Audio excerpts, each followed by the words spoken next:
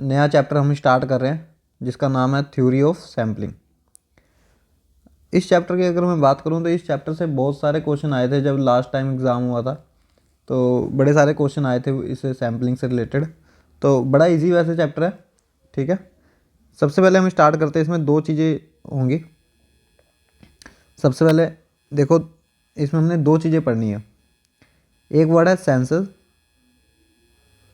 एक वर्ड है 2 मिनट, एक वर्ड है बेटा सेंसस, और एक वर्ड होता है सैंपल। एक वर्ड होता है सैंपल। सेंसस का मतलब क्या होता है, एक और मीनिंग मैं बोलूँ, अदर नेम बोलूँ इसका, इसके अंदर हम पॉपुलेशन स्टडी करते हैं। पॉपुलेशन स्टडी क्या होती है? पॉपुलेशन स्टडी अभी बताता हूँ। पॉपुलेशन की स्टडी करते हैं। फॉर एग्ज़ाम्पल, एक एग्ज़ाम्पल से ले रहा हूँ मैं कि एक बॉक्स है, ठीक है। एक बॉक्स है, इस बॉक्स के अंदर बहुत सारे बल्ब पड़े हैं, बल्ब पड़े हुए हैं। मान लो नंबर ऑफ बल्ब पड़े हुए हैं, ठीक है। मान लो 1000 बल्ब इसके अंदर ऑलरेडी पड़े हुए हैं, 1000 बल्ब पड़े हुए हैं। और हमें जो काम मिला है वो मिला है कि ये जो बॉक्स में बल्ब्स है ये सही है कि नहीं, इसमें से कितने पीस डिफेक्टिव हैं, ठीक है। कितने परसेंट डिफेक्टिव है, हमें ये फाइंड करना है कि कितने परसेंट इसमें बल्ब डिफेक्टिव है। तो जब मैंने ईच एंड एवरी आइटम को टेस्ट किया, ईच बल्ब टेस्ट किया मैंने, ईच बल्ब टेस्ट, जब मैंने ईच बल्ब टेस्ट किया, ईच एंड एवरी आइटम, तो इसको कहते हैं हम सेंसस स्टडी। सेंसस क्लियर है? जब मैं एक एक बल्ब को चेक कर रहा हूँ, लेकिन दूसरी तरफ मैंने क्या करा, इसमें से 1000 बल्ब थे तो मैंने 100 सैंपल निकाल लिए, 100 बल्ब चूज़ कर लिए, एक छोटे से बॉक्स में डाल लिए 100 बल्ब, 100 बल्ब निकाल लिए मैंने, ठीक है। 100 बल्ब, और इन 100 बल्ब को मैंने ओनली चेक किया।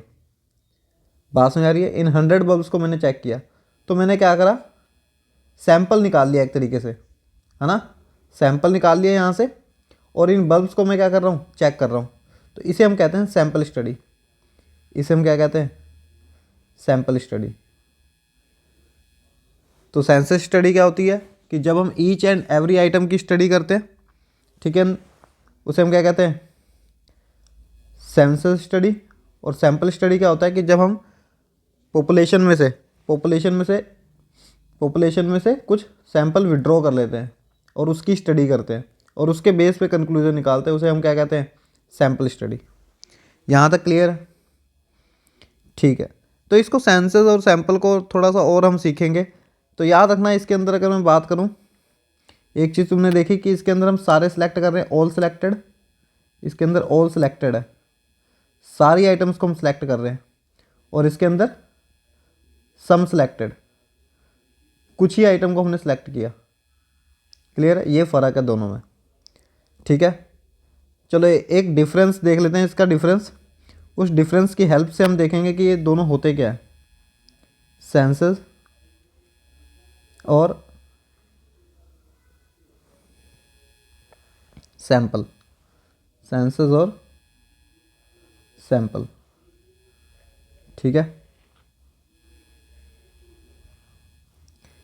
सेंसस और सैंपल।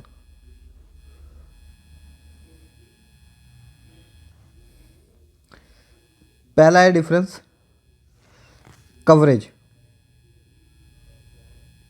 पहला डिफरेंस है कवरेज। कवरेज की अगर मैं बात करूं, ध्यान से देखो, तो ज़्यादा कवर कौन कर रहा है? एक्सटेंसिव कवरेज किसकी है? इसकी लिमिटेड कवरेज है। इसके अंदर हम लिमिटेड चीज़ों की स्टडी करते हैं, लिमिटेड बल्ब की स्टडी करी हमने, तो लिमिटेड कवरेज इसके अंदर है।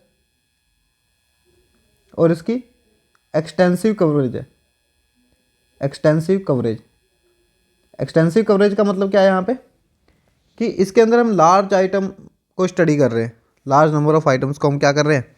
स्टडी कर रहे हैं, ठीक है। नेक्स्ट है nature of items. Nature of items, next है नेचर ऑफ आइटम्स। अगर नेचर ऑफ आइटम्स की बात करूं, जैसे फॉर एग्जांपल कि एक बॉक्स है, ठीक है। ये एक बॉक्स है, इसके अंदर डिफरेंट आइटम है, मान लो डिफरेंट आइटम है, कोई ऐसी है, ठीक है, कोई ट्रायंगल शेप में है, कोई ऐसे रेक्टेंगल शेप में है,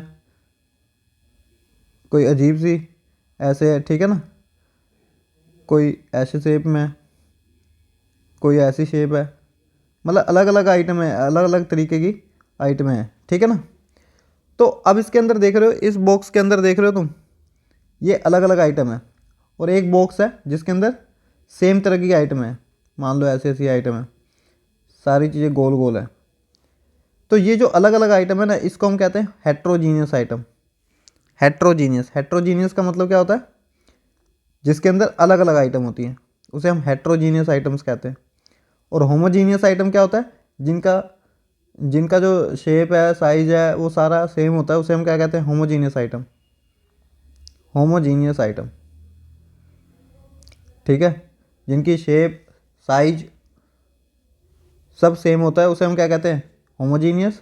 और जिनके शेप, साइज अलग होते हैं, उन्हें हम क्या कहते हैं, हेट्रोजीनियस, ठीक है। तो ये जो सेंसस मेथड है, ये कहाँ पे सूटेबल होगा, खुद सोचो, कहाँ पे सूटेबल होगा, क्योंकि इसमें ईच एंड एवरी आइटम की हम स्टडी कर रहे हैं, तो ये सूटेबल कहाँ के लिए होगा, suitable for heterogeneous item, suitable for heterogeneous item. Heterogeneous items के लिए क्या होगा, सूटेबल होगा। और ये सूटेबल किसके लिए होगा, सैम्पल स्टडी। अब बताओ, इसमें से मैं सैम्पल सेलेक्ट करूँ, अगर इसमें से अगर मैं सैम्पल सेलेक्ट करूँ, तो क्या पता मेरे सैम्पल में बस दो ये वाली आइटमें आए, बस ये वाली आइटमें आ जाएँ, और जो ट्रायंगल वाली आइटम है वो आए ना, तो मेरी तो स्टडी बेकार चली जाएगी, क्योंकि ट्रायंगल वाली आइटम मेरे सैंपल में आई नहीं, तो मैंने उनकी स्टडी करी नहीं। बात समझ आ रही है। तो सैंपल मेथड जो है वो किसके लिए सही रहता है, होमोजीनियस आइटम के लिए सही रहता है, जिसमें एक जैसी आइटम होती है। जैसे बल्ब सारे एक जैसे थे, तो मैंने वो विड्रॉ कह रहा हूँ, पिक कर लिए, क्लियर, सेलेक्ट कर लिए। बात समझ आ रही है, एज अ सैंपल। तो ये स्टडी किसके लिए अच्छी है, सैंपल स्टडी, होमोजीनियस आइटम्स के लिए। तो suitable for homogeneous item, homogeneous items, ठीक है यहाँ तक। नेक्स्ट देखो, उसके बाद नेक्स्ट है हमारे पास इकोनॉमिकल। इकोनॉमिकल, अगर मैं इकोनॉमिकल की बात करूँ, तो ये कॉस्टलियर है, इसकी कॉस्ट ज़्यादा है, कॉस्टलियर, इसकी कॉस्ट ज़्यादा है, और ये इसकी कॉस्ट कम है, इसमें लेस टाइम लगता है हमारा, लेस टाइम एंड मनी, ठीक है, इसके अंदर हमारी टाइम और मनी दोनों ही जो कम लगते हैं। एक्यूरेसी के हिसाब से बताओ, हाईली एक्यूरेट कौन सा है, ठीक है, किसमें एग्जैक्ट रिजल्ट आने के चांसेस हैं, तो ये हाईली एक्यूरेट है। हाईली एक्यूरेट मतलब इसके चांसेस ज़्यादा हैं सही आने के। और ये लेस एक्यूरेट है, लेस एक्यूरेट, ठीक है ना। अच्छा, रिलायबिलिटी, अगर मैं रिलायबिलिटी की बात करूँ, किस मेथड पे आप ज़्यादा विश्वास करोगे, जिसमें एक एक आइटम की स्टडी हो रही है, कि जिसमें बस कुछ ही आइटम की स्टडी हो रही है, तो ये रिलायबल है। जिसमें एक एक आइटम की स्टडी हो रही है, हाईली रिलायबल। और ये लेस रिलायबल है, इस पे हम विश्वास कम करेंगे, ठीक है। ये कहाँ पे सुटेबल होगा, जब एरिया क्या होगा हमारा, एरिया एरिया क्या होगा, स्मॉल होगा, ठीक है ना। जब एरिया क्या होगा, area of investigation, area of investigation is small, ठीक है ना। और ये क्या होगा, when area of investigation is large, when area of investigation is large, area of investigation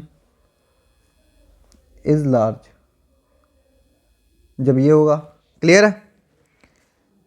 तो ये चीज़ें हैं इसमें, क्लियर है। इसके बाद तो सेंसस मेथड और sample method I think clear हो गया। अच्छा, एक चीज़ और, वेरिफिकेशन की अगर मैं बात करूं, वेरिफिकेशन, वेरिफिकेशन, वेरिफिकेशन इसमें नॉट पॉसिबल है, वेरिफिकेशन पॉसिबल नहीं है कि दोबारा तुम चेक कर लो सारी स्टडी तुमने सही की है कि नहीं की है, क्योंकि इसमें तुम एक आइटम को चेक कर रहे हो, 1000 बल्ब को लगा लगा के देख रहे हो और दोबारा तुम वेरीफाई करने लगो कि हमने चेकिंग मतलब सही से स्टडी की है कि नहीं की, उसके वेरीफाई करने लगे दोबारा, वो नहीं पॉसिबल है, क्योंकि फिर से तुम्हें 1000 बल्ब चेक करने पड़ेंगे तो बड़ा टाइम लग जाएगा। तो इसमें वेरिफिकेशन नॉट पॉसिबल, पर इसमें वेरिफिकेशन पॉसिबल है क्योंकि इसमें कुछ ही आइटम हमने क्या किए, पिक किए। ठीक है ना, पॉसिबल, इसमें पॉसिबल है। क्लियर है। तो ये थे इसके डिफरेंस। डिफरेंस से क्या होता है, डिफरेंस से क्या होता है कि हम ये पहचान जाते हैं कि सेंसस मेथड क्या होता है और सेंसस मेथड क्या होता है और सैम्पलिंग मेथड क्या होता है। अच्छा, एक चीज़ याद रखना, मैंने पिछले चैप्टर में भी बताया था कि जो स्टैटिस्टिकल इंक्वायरी होती है, स्टैटिस्टिकल इंक्वायरी, बार बार इंक्वायरी वर्ड आ रहा था एमसीक्यूज में, इंक्वायरी, इसका मतलब क्या होता है, स्टैटिस्टिकल इन्वेस्टिगेशन। ठीक है ना, इसका मतलब क्या होता है, स्टैटिस्टिकल इन्वेस्टिगेशन। जो हम इन्वेस्टिगेशन, एक इन्वेस्टिगेटर है जो डाटा कलेक्ट करने के लिए बोल रहा है, तो इसका मतलब वही है। 2 मिनट, स्टैटिस्टिकल इन्वेस्टिगेटर, ठीक है ना, या इन्वेस्टिगेशन कह लो, ON, इन्वेस्टिगेशन। ठीक है, तो स्टैटिस्टिकल इंक्वायरी का मतलब स्टैटिस्टिकल इन्वेस्टिगेशन से ही रिलेटेड है। इसके बाद अगर मेथड्स ऑफ सैम्पलिंग की बात करूं, तो बेसिकली इस चैप्टर में हमने पढ़ना क्या है, मेथड्स पढ़ने। मेथड से पहले एक बार प्रिंसिपल पढ़ लेते हैं हम, प्रिंसिपल ऑफ सैम्पलिंग, वो इंपॉर्टेंट है। नेक्स्ट हम पढ़ेंगे प्रिंसिपल्स ऑफ सैम्पलिंग। ठीक है, principle of sampling. First sample देखो, फर्स्ट प्रिंसिपल देखो क्या है, लॉ ऑफ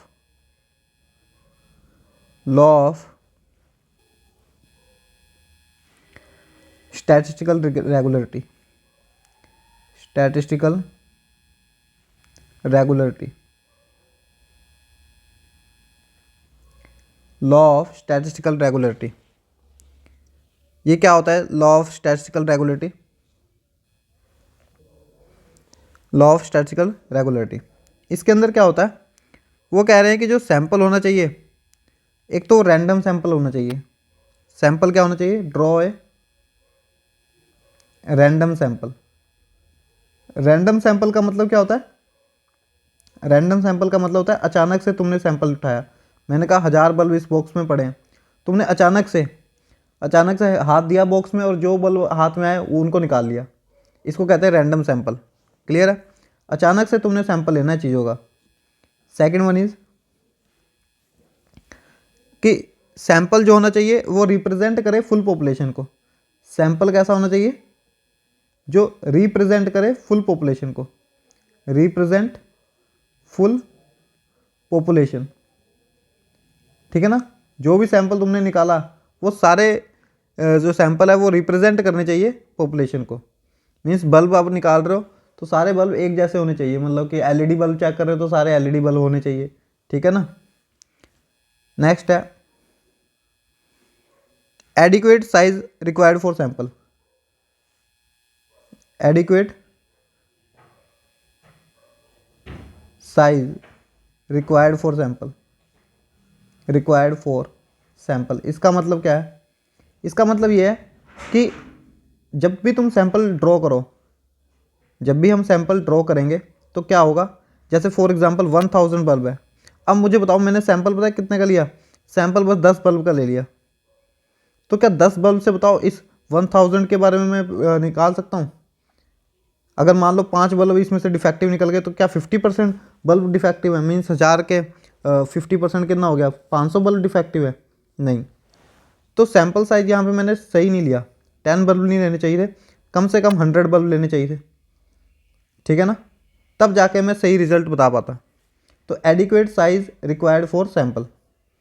ठीक है, साइज जो होना चाहिए वो सैंपल का एडिक्वेट होना चाहिए, प्रॉपर होना चाहिए according to the size of population. Second law है हमारा law of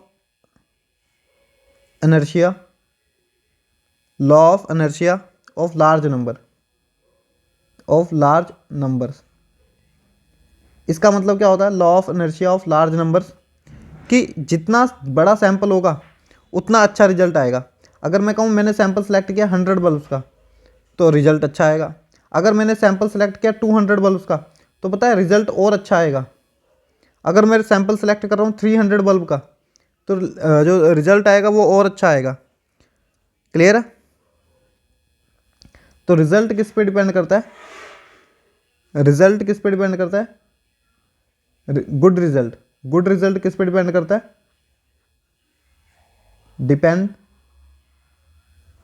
depend upon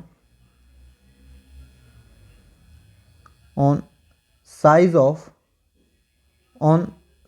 of sample. Larger, जितना लार्ज रहेगा सैंपल उतना ही ज़्यादा क्या रहेगा, गुड रिजल्ट आएगा। क्लियर है? ठीक है। इसके बाद थर्ड लॉ हमारा है, थर्ड लॉ है law of optimization, law of optimization, optimization. Law of optimization का मतलब क्या है कि कम एफर्ट्स में मैक्सिमम हम इंफॉर्मेशन निकाल पाएँ। ठीक है ना? सैंपल को ऐसे यूज करें, सैंपल्स ऐसा होना चाहिए कि सैंपल ऐसा होना चाहिए कि वी गॉट मैक्सिमम इंफॉर्मेशन, हमें मैक्सिमम इंफॉर्मेशन मिले विद मिनिमम एफर्ट। अगर मैं 1000 के 1000 बल्ब चेक करता तो मुझे क्या करना पड़ता, मैक्सिमम एफर्ट करना पड़ता। ठीक है, लेकिन मैंने 100 बल्ब सेलेक्ट किए तो मैं मैक्सिमम इंफॉर्मेशन निकाल पा रहा हूँ विद मिनिमम एफर्ट्स। सैंपल तुम्हारा ऐसा होना चाहिए कि कम एफर्ट्स में तुम अच्छी इंफॉर्मेशन, मैक्सिमम इंफॉर्मेशन पॉपुलेशन के बारे में निकाल पाओ। फोर्थ पॉइंट, फोर्थ जो लॉ है हमारा वो है law of reliability, law of reliability, law of reliability और law of validity, law of validity. ठीक है, लॉ ऑफ रिलायबिलिटी और लॉ ऑफ वैलिडिटी। इसका मतलब क्या है, इसका मतलब ये है कि जो सैंपल है वो हमें वैलिड इंफॉर्मेशन प्रोवाइड कराए अबाउट पॉपुलेशन। क्लियर है? इसका मतलब क्या है लॉ ऑफ वैलिडिटी का और लॉ ऑफ रिलायबिलिटी का, मतलब कि सैंपल हमेशा क्या करे, हमें वैलिड इंफॉर्मेशन प्रोवाइड कराए अबाउट पॉपुलेशन। जिस चीज़ की हम स्टडी करने जा रहे हैं तो उसमें से जो भी सैंपल हमने निकाला है, ठीक है ना, ये बॉक्स है, इसमें से जो भी हमने सैंपल निकाला है ये सैंपल हमें वैलिड इंफॉर्मेशन प्रोवाइड करानी चाहिए इस पॉपुलेशन की। क्लियर है? तो मैं लिख देता हूँ इसके अंदर, sample should give us valid information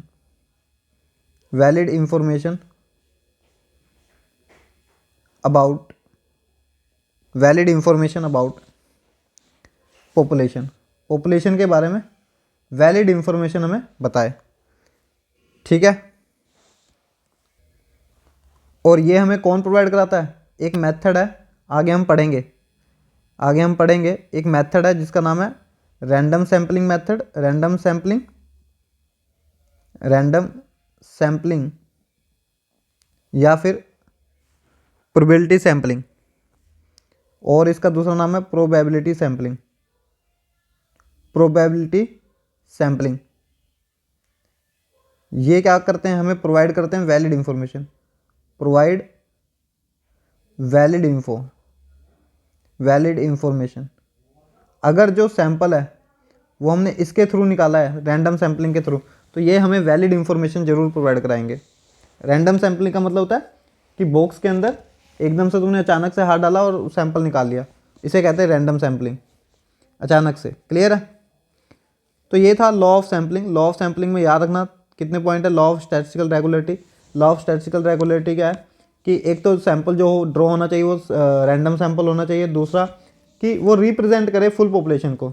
और एडिक्वेट साइज़ का होना चाहिए। तीनों चीज़ इसमें हमने लिख देनी है। क्लियर है। इसके बाद लॉ ऑफ इनर्शिया का मतलब क्या है कि जितना लार्ज नंबर ऑफ, अच्छा एक चीज़ याद रखना, तुम्हें यहाँ से लग रहा होगा कि अगर लार्ज नंबर से रिलेटेड क्वेश्चन है कि जितना बड़ा नंबर होगा सैंपल का उतना अच्छा रिजल्ट आएगा, तो ये साइज़ तो यहाँ पे भी आ रहा है और साइज़ यहाँ पे भी आ रहा है, लार्ज साइज, तो याद रखना हमने इसको ही टिक करना है। ठीक है ना, ये हमारा राइट आंसर है।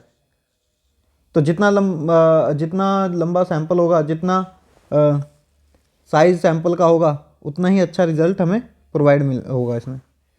आगे law of optimization. Law of optimization का मतलब क्या है कि maximum information with minimum effort. इतना याद रखना है कि हमें मैक्सिमम इंफॉर्मेशन मिले विद मिनिमम एफर्ट, उसे हम क्या कहते हैं, law of optimization. Optimum resources का यूज़ हो रहा है हम कहते हैं ना, तो एफर्ट्स जो हमारे क्या है वो रिसोर्सेज है, उनका ऑप्टिमम यूज़ क्या होगा जब हमें मैक्सिमम इंफॉर्मेशन मिलेगी। लॉ ऑफ रिलायबिलिटी मतलब विश्वास हम कब करेंगे, वैलिड इंफॉर्मेशन जब हमें मिलेगी पॉपुलेशन की तभी हम उस पर विश्वास करेंगे। ठीक है, और वो हमें कहते हैं कि रैंडम सैम्पलिंग और प्रोबेबिलिटी सैम्पलिंग के थ्रू ही मिलती है। रैंडम सैम्पलिंग क्या होता है मैंने बता दिया, उसी को हम प्रोबेबिलिटी सैम्पलिंग कहते हैं।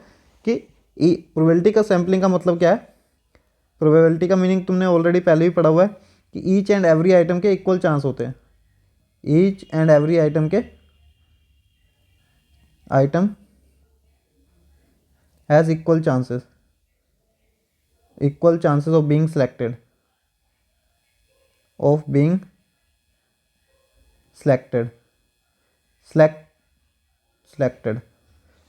तो सिलेक्शन होने के इक्वल चांसेस जो होते हैं, ठीक है, वो प्रोबेबिलिटी में हमें देखने को मिलता है। Each and every item, box है, बॉक्स के अंदर बल्ब्स हैं, तो बल्ब के अंदर जो सब बल्ब के पास क्या है, इक्वल चांसेस हैं सिलेक्शन होने के। क्लियर है, तो उसे हम लॉ ऑफ वैलिडिटी कहेंगे। ठीक है, नेक्स्ट हम पढ़ेंगे methods of sampling, random sampling, non random sampling, जो उसके टाइप्स होते हैं। आगे फर्दर टाइप्स हम पढ़ेंगे, नेक्स्ट वीडियो में हम वो टॉपिक कवर करेंगे। तो इसमें आज हमने दो ही टॉपिक पढ़े, एक तो सेंसस का मीनिंग और प्रिंसिपल ऑफ सैम्पलिंग। क्लियर है।